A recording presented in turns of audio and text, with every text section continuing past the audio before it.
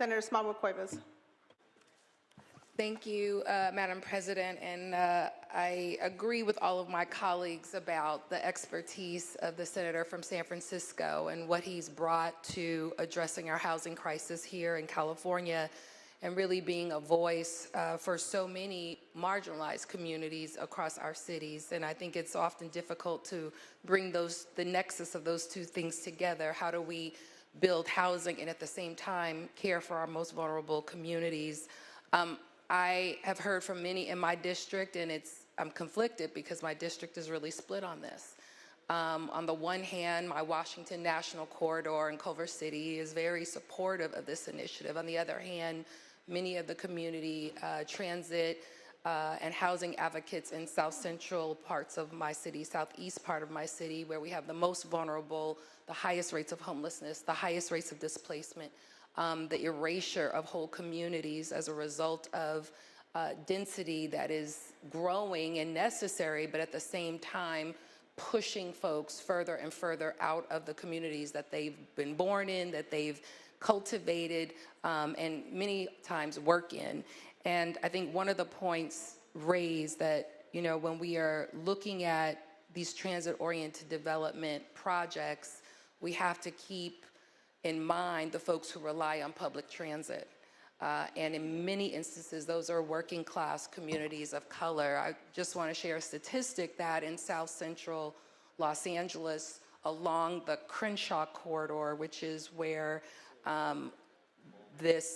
where there's an opportunity for this kind of development, we've seen upwards of 100,000 Black residents displaced from that community and pushed into Inland Empire, Victorville, and other areas because of the lack of housing. And I agree with you, the lack of developing housing creates displacement.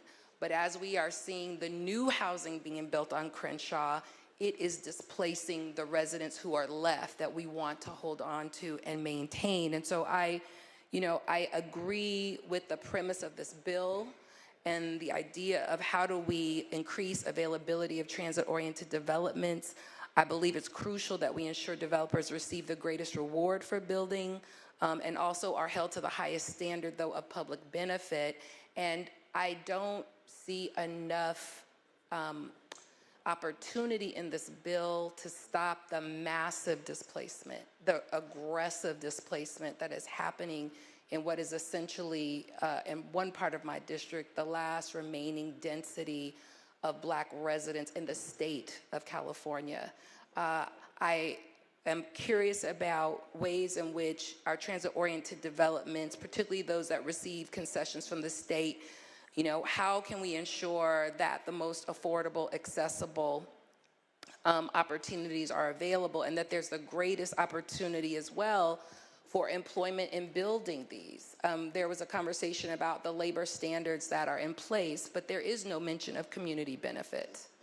There's no mention in terms of how do we ensure that our most vulnerable communities that are at the most risk of being displaced, how do we ensure that they have an opportunity to fully participate? I think part of our responsibility, now that we have all agreed, and I have supported in my short time here many of the bills that I absolutely agree with you, how do we get to the 3 million units?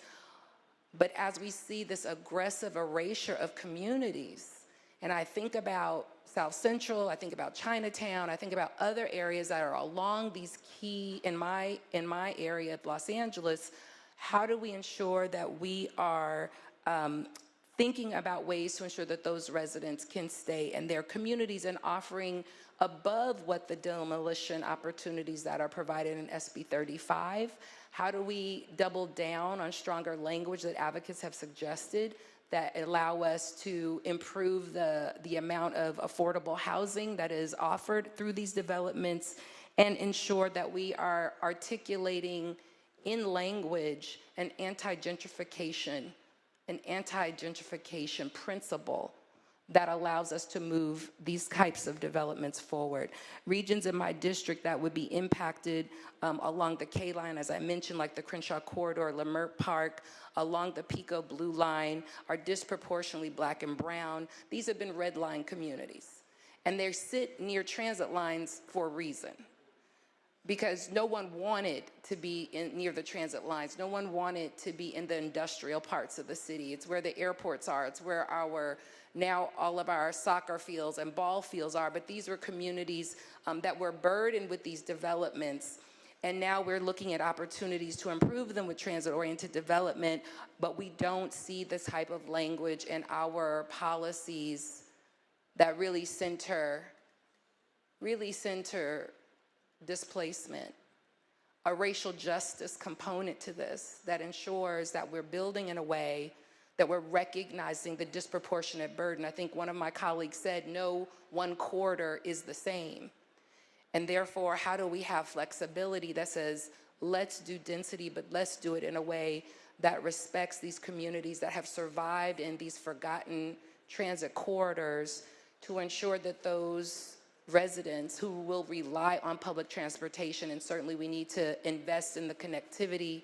We need to get the buses to connect with the trains and the trains to connect with workplaces. We absolutely need to do that, but we have to do that in a way that says that the residents will stay to be part of that build out.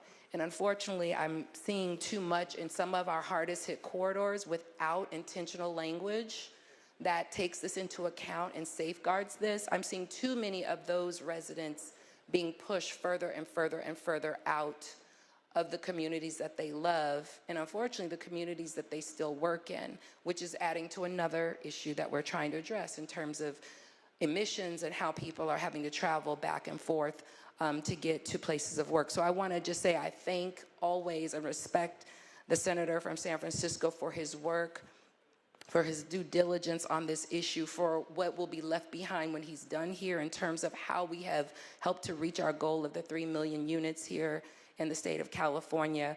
But I will not be able to support this bill today until I see more intentional language around displacement, more intentional language around affordability, and an articulation of what is happening to those most vulnerable communities of color, particularly Black communities that are essentially being erased from many of our urban corridors and transit corridors. Thank you.